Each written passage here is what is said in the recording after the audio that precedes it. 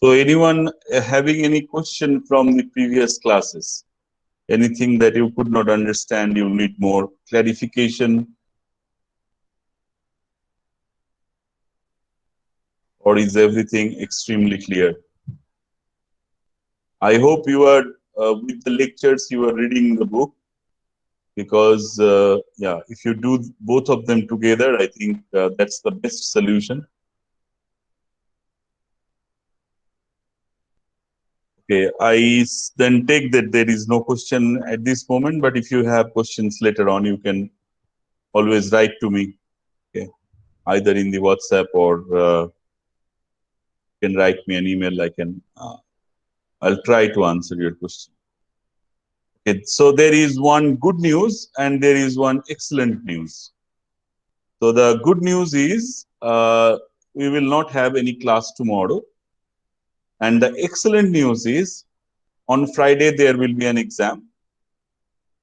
Okay, so on Friday sometime I will send you the questionnaire, and whenever I send it, you will have 12 hours to actually finish all the questions and submit your answers. So it will most likely be in a Google form, and the syllabus will include everything that I have taught till today. I mean, whatever we will teach today, we will learn today. That is also included. Okay. So please make sure that you prepare well. And yeah, it's not allowed to discuss amongst your friends, and the questions will be mostly analytical. So uh, yeah, please don't cheat. Try to be as honest as possible. And yeah, if you cheat, I will be able to catch it. No problem. So make sure that you do it uh, honestly. And on Friday, sometime I will send you the questionnaire, most likely in the morning itself. And then you will have the whole day, 12 hours. So whenever I send it after 12 hours, the response acceptance will be stopped. Okay. So you have a day to actually prepare for today and tomorrow. And then on Friday, the exam will be. Any question that you have regarding the regarding the exam?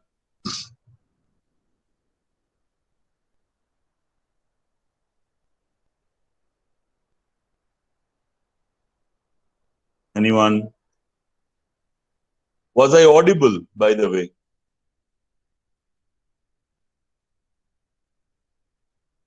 Can just someone? Okay. All right. I hope there is no question regarding the exam then. So there will be no class tomorrow. I want you to prepare, because today is a natural end of the today. What we will discuss isostasy, and that will be kind of a natural end to the gravity chapter. So we have mostly dealt with two chapters. One is internal structure of the Earth and plate tectonics, and the second chapter is gravity. So these two chapters will be included in your in the first exam, and then of course we will proceed from there. So hence I will not take any class tomorrow. I don't want you to be have a natural end to it and then move to the next one. Okay. All right, so if you don't have any question, let's start with today's class. And today we are going to discuss about isostasy. I know that this topic has been covered once, so I will, for that particular reason, I will be very brief about it, because you already know, but it's no harm to actually refresh once more, because it's also included in this particular syllabus as well. So I just want to ask you one particular question before we start showing you some slides. Uh, so we know that there are igneous rocks, sedimentary rocks, and metamorphic rocks that we found on the surface of the Earth. Can someone tell me what is the type of pressure and temperature that we expect? I mean, that you need to subject to a rock to, have metamorphism started. Or what is the general pressure and temperature for metamorphic rocks? Can someone tell me?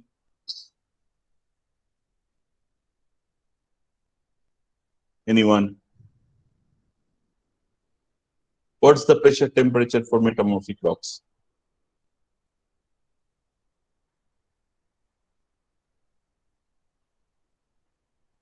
Let me ask.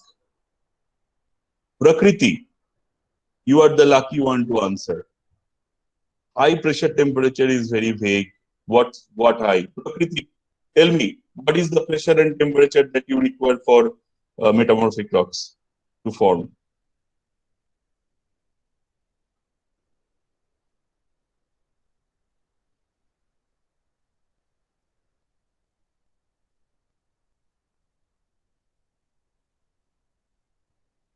Come on.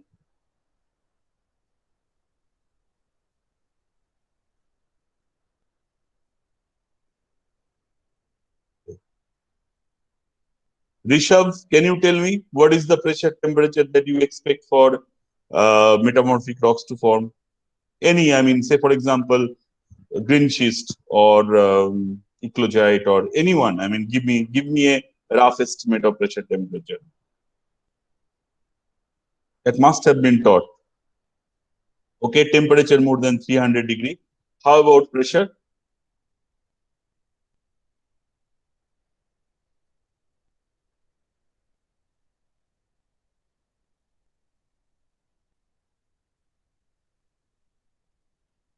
Thanks, Anshuk. How about pressure?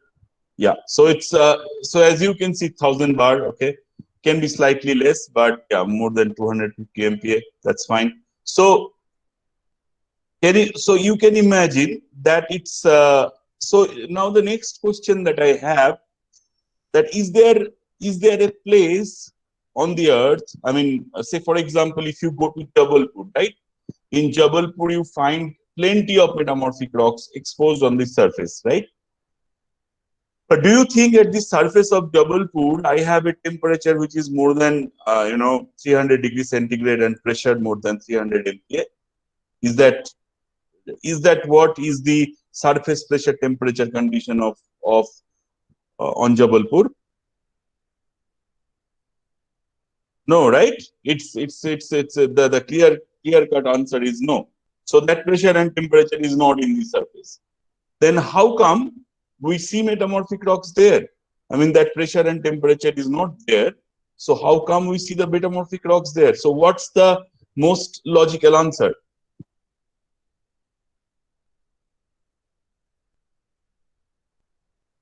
You see some rocks and it you have studied that it takes certain pressure and temperature, but you don't see that pressure and temperature in the ambience. So what does that mean? Where did that metamorphic rock form?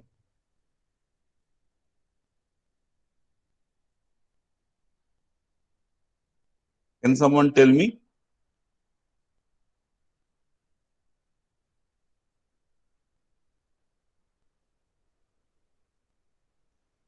No, it might not be exactly in the mantle, but very close. I mean, it must have. No, not in. I mean, in volcano there are some metamorphic rocks that form, which is called contact metamorphism.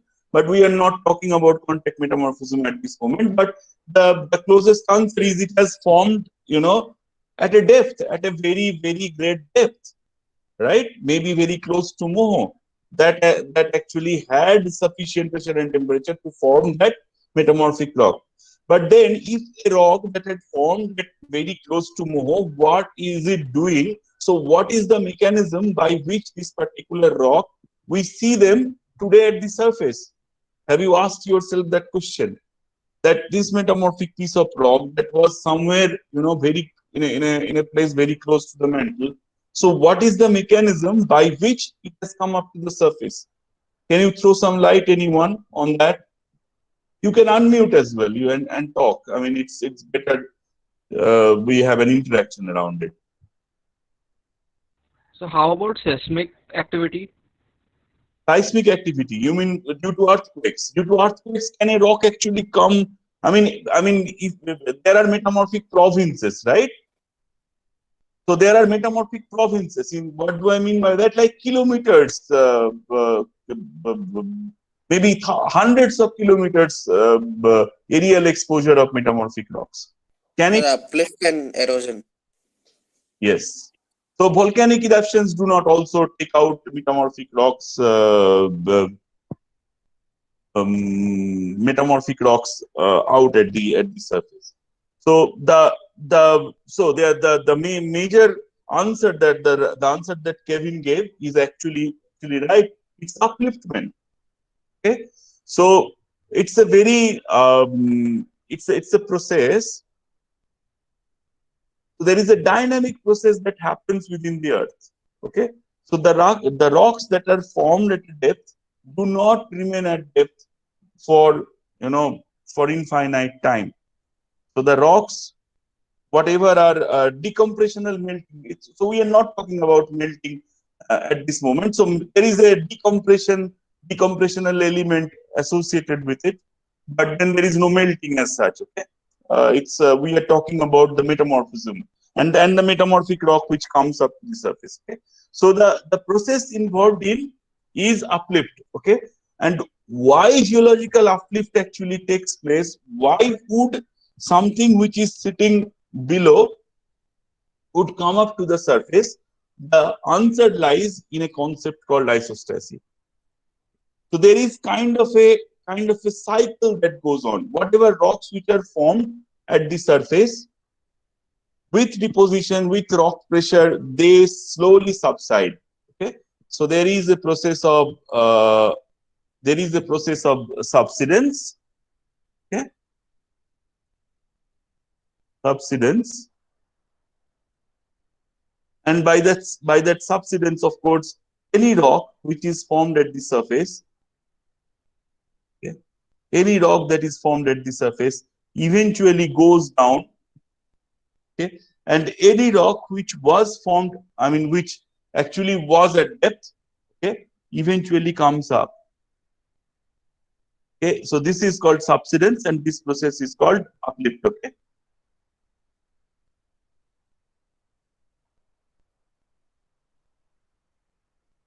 Now, of course, the subsidence and the uplift can be rapid, or it can be slow. Generally, it is fairly slow, but there are some in cases where tectonism actually plays a great role. This uplift can be quite rapid. Subsidence can be also quite rapid in cases, but in general, this process is fairly slow. Okay.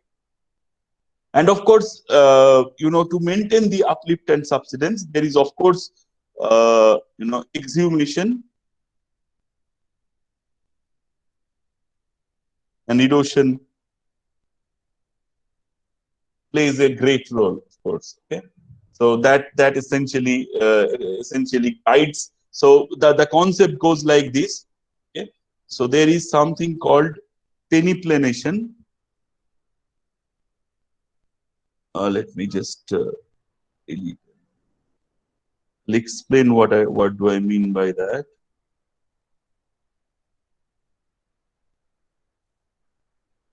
My whiteboard is not working properly today, hence this old tool I am using, but hopefully it will work soon. So there is something called peniplanation. Okay. So what do I mean by peniplanation? Suppose I have a rock, okay, which is which forms a hill, and then I have my mean sea level. Okay. So all these surface agents, like for example the rivers, your wind, and tectonism, everything has a tendency, like a natural law, is to essentially any positive relief that we find on the surface of the earth, that has a tendency to essentially erode it. Okay, slowly erode it, and try to make everything at the level of the mean sea level. Okay, that is all the surface forces are that are acting tries to do. But once you actually remove, this volume of the rock from the surface of the earth, it actually releases some sort of stress. We will discuss that when we talk about stress strain later, a little bit in this geophysics class, and of course in greater details in structural geology class. When we actually remove this body of mass, the stress gets released, and automatically the rock which is sitting beneath, you know, tries to come up, because it's like relaxing. It's you are as if this rock wanted to move up always. As you have now you actually had a cap introduced by means of this extra positive relief, but as soon as you remove that, this rock will start to come up. Okay, so all these processes are actually governed by a very important mechanism which we called isostasy, and what we are going to discuss today. Okay, so let's go ahead with the discussion. If you have a question, please don't write it there, because if I put it in the presentation mode, I will not be able to view your question. So if you have a question, please stop me and ask. Okay.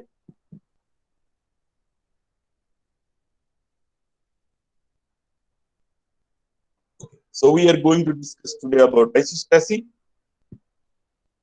What do we mean by isostasy? Isostasy refers to the state of gravitational equilibrium between the Earth's lithosphere and asthenosphere, such that the tectonic plates float at an elevation which depends on the thickness and density. Okay, and the nearest analogy that we have is that of an iceberg. Okay, so you can think of that this particular the ocean water is analogous to the asthenosphere, and this iceberg itself is analogous to the continent. Okay. So how much of this continent will essentially float above uh, above above the sea level will depend on two things. Will of course depend on the density of the sea water, and it will depend on the density of the ice. Okay? So, and to reach that equilibrium between these two densities, some height of the iceberg will be exposed at the top, and some height of the iceberg will be submerged. And exactly what essentially happens in case of the land mass of the plates, some part of it actually floats, and some part of it actually is kind of submerged in the asthenosphere. Okay. So, and that will essentially depend on how the density contrast is. Whether we have a sharp density contrast between the continent between the continental plate and the asthenosphere, or whether the density difference is not that large. Okay, so the balance, that equilibrium, the maintenance of the equilibrium is called isostasy. Okay, so the isostasy is derived from a Greek word, two Greek words actually, iso and stasis. Iso means same, and stasis means stand still. So it tries to maintain the equilibrium. Okay. So how did essentially this came? And the concept of isostasy has been there for a long time actually. You can read the name Pierre Bouguer, after whose name the Booker gravity anomaly and Booker plate correction has come into play. He was a famous, photometrist, but then I think you can call him a very father figure of geophysics by itself. So he was working in the Pyrenees or in the Apennine mountain belt. Really, I think he was working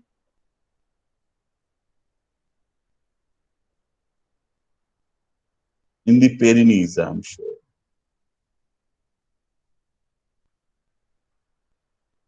No, in the Andes, actually. Sorry, he was working in the Andes, and then he actually thought that to maintain the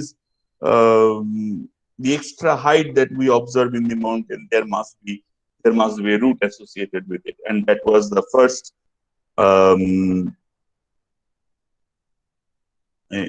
coining of isostasy by Mr. Booger, and then of course Mr. Everest, after whose name or Sir George Everest, after whose name the Mount Everest has come, and he is the, I think, the first Governor General for Survey of India, or the first director of Survey of India, and he was also working in the Himalayas, and then he also thought that there must be something going on. Okay? Some mass balance is going on. Okay. So there are three models. I'm sure you know about them. There are three models that explains isostasy. One is called the Aries model. Second one is called the Pratt model, and the third one is called Flexural Isostasy model. And we'll look into it one by one. Fairly simple models. Okay. So Aries model says different topographic heights are accommodated by changes in crustal thickness, in which the crust has constant density. Okay. With a picture, I will explain that to you. And then the Pratt model says different topographic heights are accommodated by lateral changes in rock density. And the flexural isostasy model says where the lithosphere acts as an elastic plate and its inherent rigidity distributes local topographic loads over broad region by bending. Okay, we will see them by means of pictures and cartoons. How what are these three models?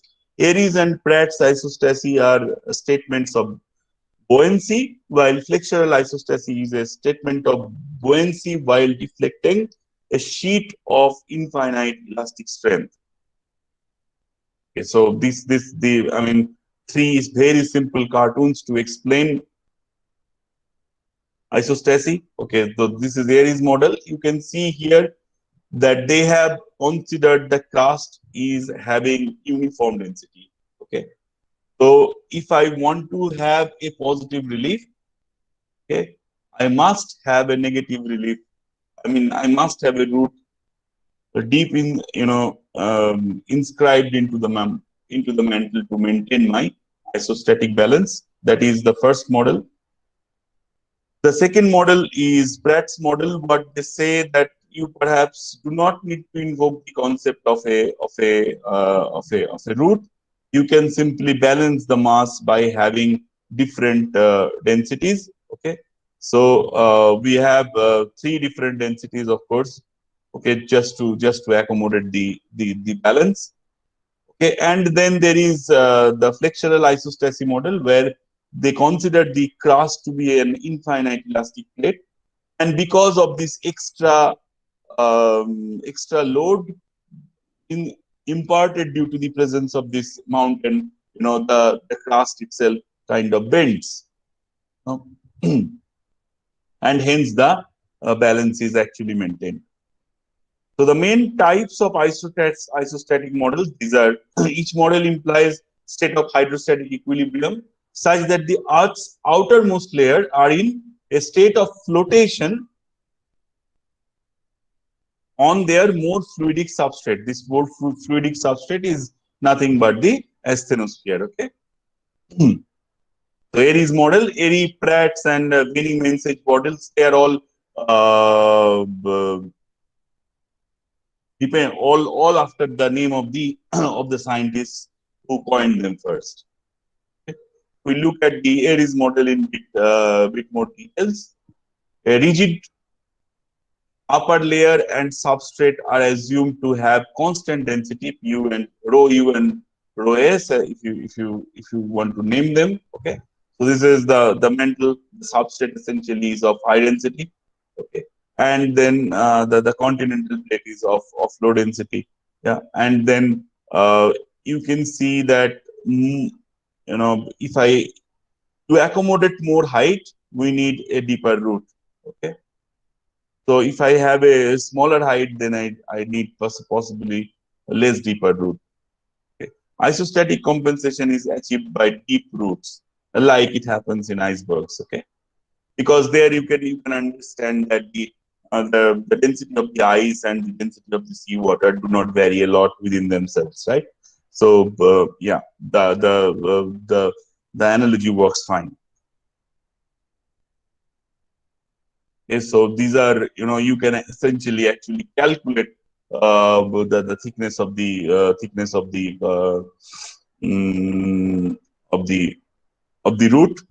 I'm not getting into details, but it's fairly simple. Just you have to balance your height and density. The total mass needs to be balanced. Okay.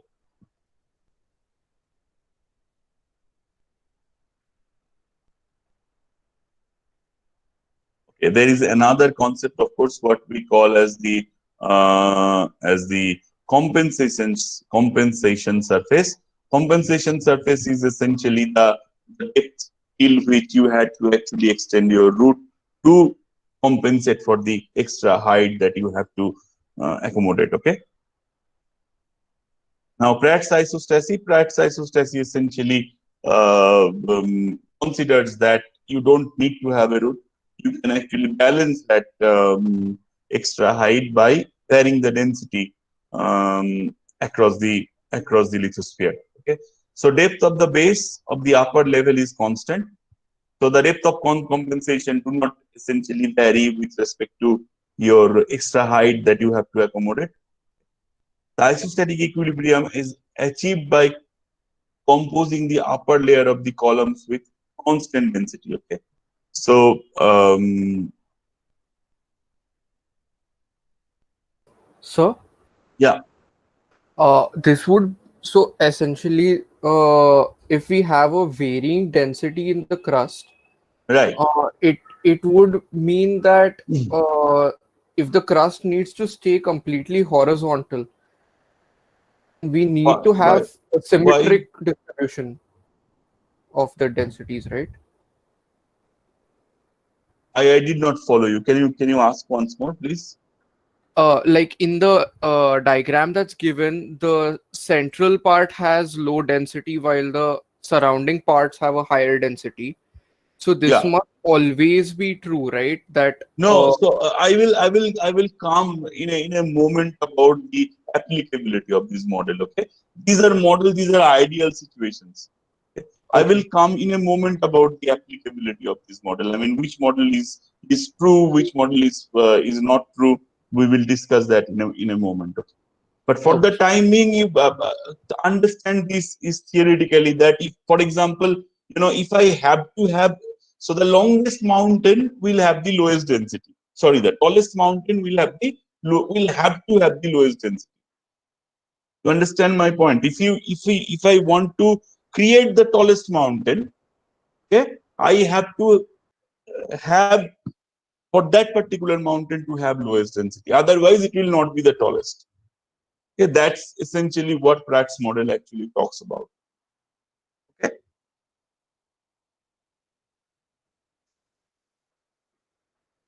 Now, the question that I think Om asked, whether which I mean, how does it apply to something which is in reality? Okay, and you will see that uh, in practice on the Earth, either of these models are not completely true. So there is kind of a mixture between Aries model and Pratt's model that can explain how isostasy works. So I'll read it for you and then you will understand. Aries model mostly correct about what supports large wide mountains, but it took until 1970s to prove with seismic work that measured the thickness of the crust and the lithosphere between the mountains. Okay, so if you have a, say for example, consider that I have a mountain range which is completely granitic, large mountain range which is completely granitic, and the density of that granite, doesn't vary that much, maybe 2.67 gram per cc for a long range of granitic mountain chain. Okay, and that is there present in the world. Okay, so in that case, perhaps the Aries model will be more applicable. Okay, and when that was correct, in that the difference between the low standing ocean basins and the high standing continents is partially due to the fact that the oceans have dense gabbroic composition crust, whereas the continents have lighter, less dense andesitic composition crust. Okay, say now for example, we will come to the example that they gave. Okay, now let us look at the Himalayas. Okay, now if you look at the Himalayas, you will find that towards the south of the Himalayas you have sedimentary rocks, and if you are going towards the north, you have metamorphic rocks. So there is difference in density. Okay, if there is difference in density, you will find that although the overall Himalaya does follow the Aries model, so there is this Himalaya, and then there is some route to the Himalayan mountain belt, but then within units it will follow Pratt's model. Okay, because there is also a little bit of change in density between these individual rock units. Okay, so Aries model will provide us a overall route, but then the route will be kind of shortened. The route will be kind of balanced once more when we bring in the Pratt's model into picture. Was that clear, everyone? Let me try to explain this one once more. Okay, I think this will work now. Suppose we are looking at the Himalayas. Okay, so this is Himalaya is a no. This is going. Okay, Himalaya is a mountain belt. Okay, and then of course, say for example, so for the time being, for the overall density of the Himalayas, we are considering, say for example, rho 1. And for this whole Himalayas, I will of course see, perhaps a route. Okay. Now, if I now I'm not looking from a kind of I'm right now zooming in. Now I see that in the southern part, okay, in the southern part I have more sedimentary rock, and in the northern part I have more metamorphic rocks. Okay, so there is a little bit of density difference. Okay, then the route will be little bit adjusted. Somewhere it will go up, somewhere it will go down, following the Pratt's model. Okay, was that discussion clear?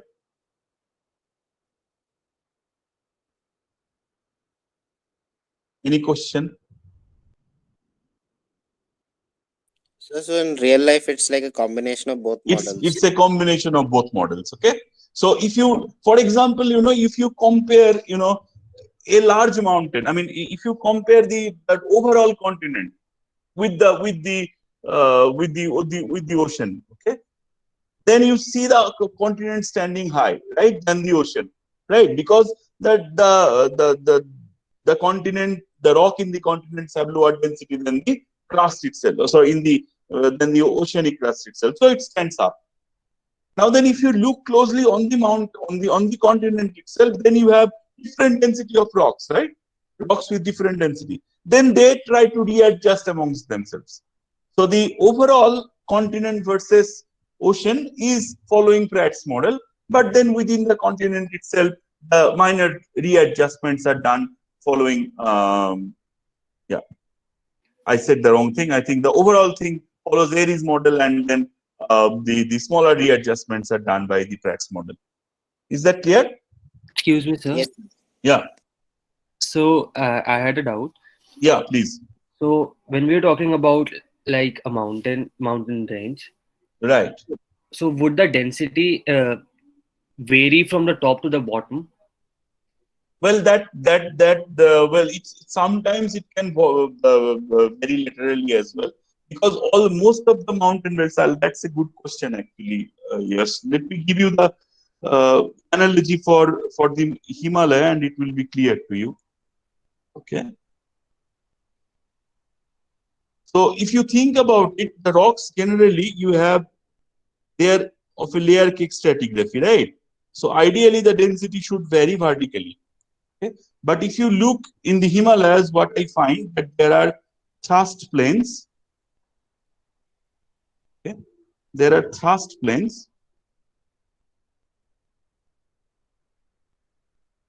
Okay? Which actually deforms these rocks. Okay? Now what you find? Maybe you find here sedimentary rock, you find here metamorphic rock, maybe you find here again sedimentary rock. Because this rock has been deformed by introducing number of thrust planes here. Most of the mountains are, I mean, the ones at least which are formed by deformation, like the Himalayas and like many others. Then what I'm finding that although the inherent density difference was actually vertical, the density contrast would have been vertical, but then because of the introduction of the deformation, I see that now the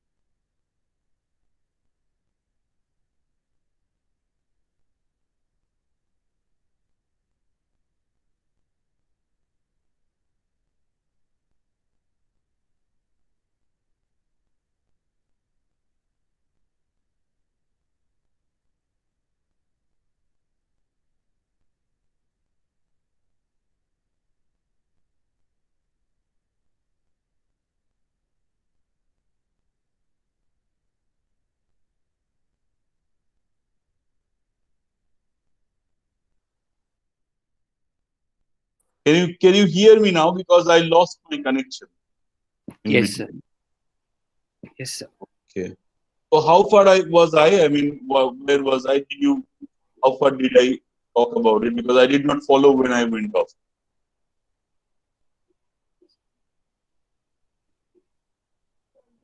Can you tell me? Did I Sir, talk about this? you were telling about the deviation from the standard. Ki it's well, like we have different type of densities for different materials within the rock. Okay. So did I explain this diagram to you? You were explaining. You were in between. I was explaining. Okay. So as I have been telling that if I think about the law of superposition, one rock resides above the other, and then it becomes younger. So I have row 1, row 2, row 3, row 4, so on and so forth, right? But then if I introduce deformation into it, then I can actually see that one rock actually they are now disposed laterally, okay? Because of the introduction of these thrust planes, okay? Because of the introduction of these faults. Now what I see that there is a lateral disposition of row 1, row 2, row 3. And that's what happens in the mountain beds. Okay? Is that clear? So this point is clear, but Okay. if in a hypothetical situation, can we generalize that the density of the rocks on the mean sea level would be greater than that of the top? Mean sea level is the sea level. It doesn't have any rock. I mean, the ocean floor has higher density, of course. Yeah. No, so the rocks closer to the mean sea level would have higher I mean, density. what type of rocks? It depends on what type of rocks. If you are looking at the oceanic crust, yeah, I mean, let's try to understand this. Suppose this is my mean sea level. This is what we call mean sea level, right? This is my ये मेरा समुंदर है. So if we are looking at this rock, this is basaltic, which is of higher density. If we are looking at this rock, which is continental, right, which has lower density. Mean sea level में what rock are you talking about? I mean, mean sea level is the hypothetical depth, which is like if we actually take a mean of all the sea levels. Sir, so Right? the granitic rocks closer to the mean. The granitic rocks have a lower density than the basaltic rocks. That's for sure. Yes, sir, that I know. So what I was asking is the granitic rocks near the mean sea level and at the top of the mountain would have the same density, right? It can have, it might not have. Depends. Achha, okay. Yeah, it can have. If it does have, in that case we will go with Aries model completely. Okay, it will have a root. Okay, but if it is different, then although we will have Aries root, then we will, there will be a minor readjustment depending on the density contrast that we have. Okay, sir. Okay. That's what I want to convey. Yes, sir. Yeah, Om, I think not Om. You had Srivath had a question, or who had a question?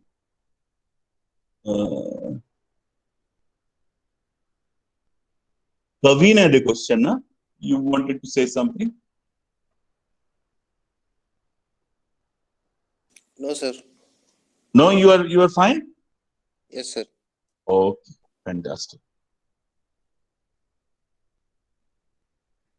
All right.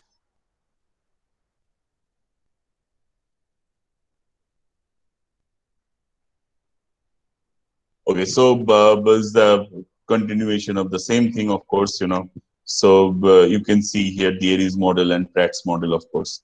So Aries model essentially, so each mountain, depending on its thickness, depending on its height, it has a deeper root. And this is now actually proved by seismic methods. You can actually map these roots. Okay?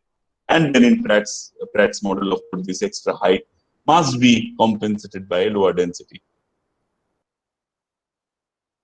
Now, the flexural isostasy model, this hypothesis was suggested to explain how large topographic loads, such as seamounts. A seamount is a mountain rising from the ocean seafloor that doesn't reach the water surface or sea level, and thus is not an island, okay? Like the Hawaiian Islands. Could be compensated by regional rather than local displacement of the lithosphere. This is more general solution for lithospheric pressure as it approaches the locally compensated models above the load becomes much larger than flexural wavelength or the flexural rigidity of the lithosphere approaches. I will explain about flexural rigidity and other mechanical terms later on. For the time being, just understand that rather than thinking, I mean, what is the primary? So in Aries model, in Aries model, they think of a root associated with a positive height, right? And that is kind of so that's like a local compensation. Okay, so I have a height, and then I have an associated local compensation by a root. Okay, but this flexural isostasy model, what that says, that rather than having a local, very long root, very very deep root, the whole lithospheric plate can actually regionally compensate for this extra height. So the whole lithospheric plate can actually bend a little bit due to this extra load that we are associating. So the difference between Aries model and the regional compression or the flexural isostasy model, that in one case I have a further deeper root, but it is kind of very local. But then in the flexural isostasy model, we invoke a hypothesis where it's not very local; it's kind of distributed over a long length. Okay, and this whole lithospheric plate is kind of bending down to accommodate for this extra height, and that is what we call as flexural isostasy model. Okay. So yeah, that's about it, I guess. If you have any question. So is this a mechanism that is like key in understanding post-glacial rebound? Yes, absolutely. Very good, Kavin. So there is one particular concept we will read about it in greater details. What we call elastic rebound theory. So elastic rebound theory doesn't only apply for the rebound that Kavin essentially was talking about with respect to glaciers, We will also see elastic rebound plays a great role in determining the intensity of earthquakes later on when we talk about earthquakes after the magnetics chapter. Okay, so the elastic rebound is very close to the process is very similar to flexural isostasy as well. So the idea is, if you remove that mountain, okay, Kavin, if you remove that mountain from the top, then what would happen? That this extra bend that you see in the lithosphere will come back to normal, because we are considering it to be an elastic plate. Okay, so there is no permanent deformation there. As soon as you remove the stress, the thing gets back to normal, right? Hence, we call it elastic rebound. It rebounds by elastic deformation. Yes, sir. Okay. Okay. So, any specific conditions when the Aries model is applicable and when the flexural model is applicable?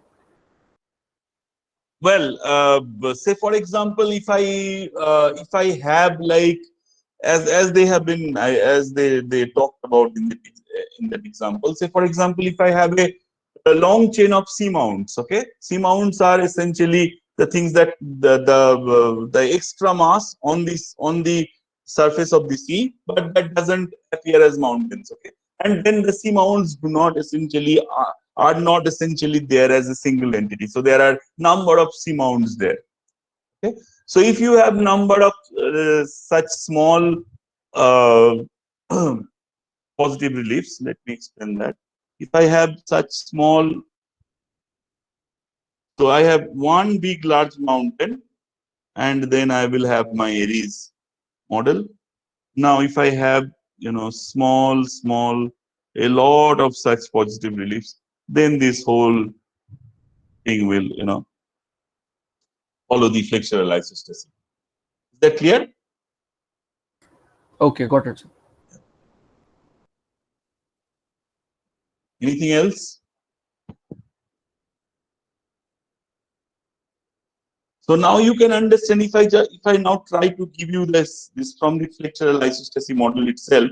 If I now essentially remove this mountain, okay, by means of erosion, what would happen to this? This will spring back, right? It will spring back. And that is essentially all about uplift.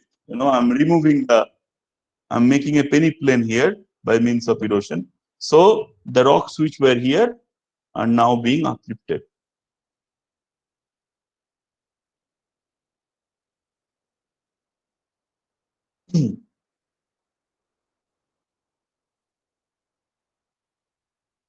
Anything else?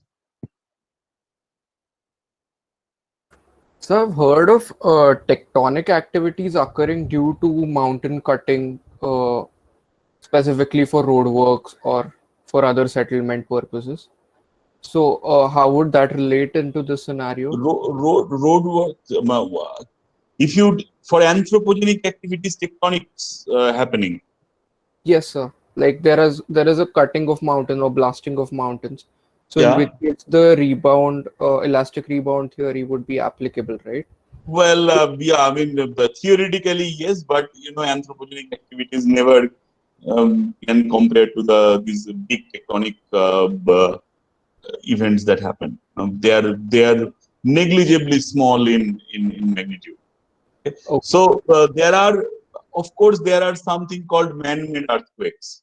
Okay, we will talk about man-made earthquakes when we talk about earthquakes later in our syllabus. Okay, but that doesn't really change the overall mechanical equilibrium that is maintained. Okay? We are not that strong enough to create some activities on the earth that might create a little bit of tremors here and there, but that doesn't change any large isostatic balance that is present. So to disturb this isostatic balance, we need natural forces. Yeah, we need things like tectonics, we need erosion for a long time, we need exhumation. Yeah, so it's beyond man's control, I'm sure. Yeah. So of course, the anthropogenic activities like road cuts, dynamite blast, They can cause small landslides. They can cause a little bit of earthquakes here and there, low magnitudes. But